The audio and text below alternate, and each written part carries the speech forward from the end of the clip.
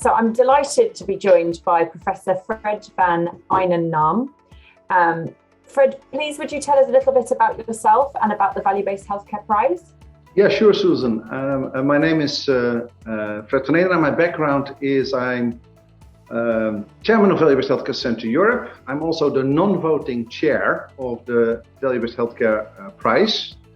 The rest of my background is I run the decision group, which has been for the last 10 years helping to implement value-based healthcare, and that has been a great learning journey. Also chairing the Decision Institute, which is more on the academic side and does some programs. But originally, believe it or not, I'm trained as an economist and a strategy professor, which resembles a little bit of Porter's profile, but of course, he has rightfully a very high profile.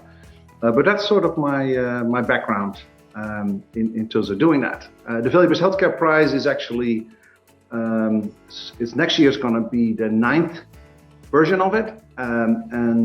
Actually it has been there to do something that was never there in the world, is you win the prize if you deliver excellent patient value.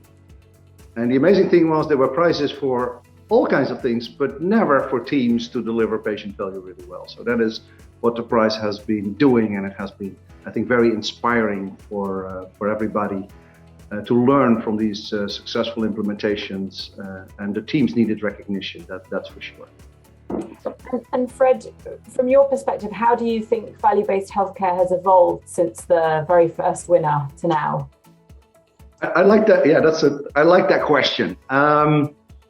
If I think of the first winner was Made by Beter, Measurably Better. It was a very good effort on outcome measurements, probably for the first time, with 25 different groups of cardiologists in the Netherlands, and really struggling to get the outcomes right and start learning cycles. And that was, I think, the start of that. If I look at this year's winner in 2021, which is Joint Vasc from Brazil, and if you look at them, they have created a full IPU with a network, with a good social connect with the environment and with different areas of the city.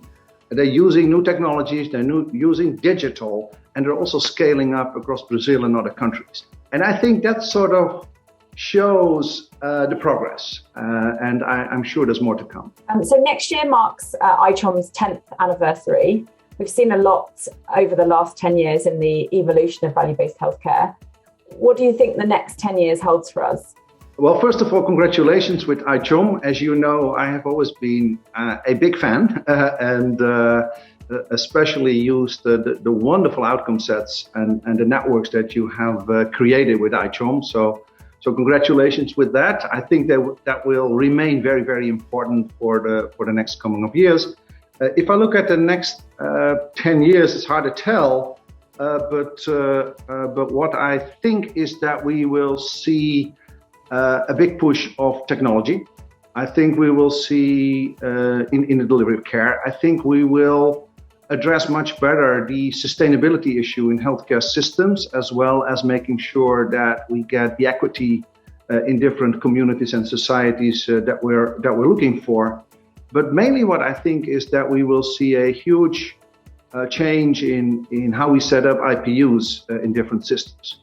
What I think will be the biggest change is that we will see the leading doctors to become compassionate, data-driven doctors with very strong teams and a reevaluation of the important role of nurses and others. So that's what I think is going to happen, but I know up front that predicting the future is probably the worst you can do as a strategy professor.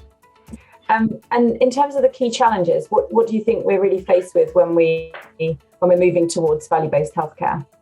I think in one word, two words actually, the key challenges are that we must make sharp choices and live with the consequences of those choices. That is what we'll see.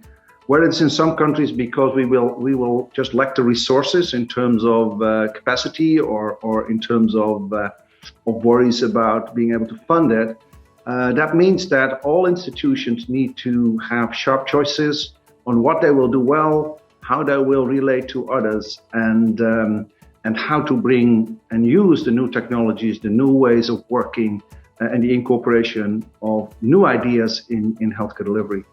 So I think that's the biggest thing that we're all facing, is dealing with the consequences of the sharp choices that we need to make. That doesn't mean less healthcare to people or less prevention to people. It means better healthcare to people and more prevention, but also at a lower price per patient. And that requires a different way of delivering care.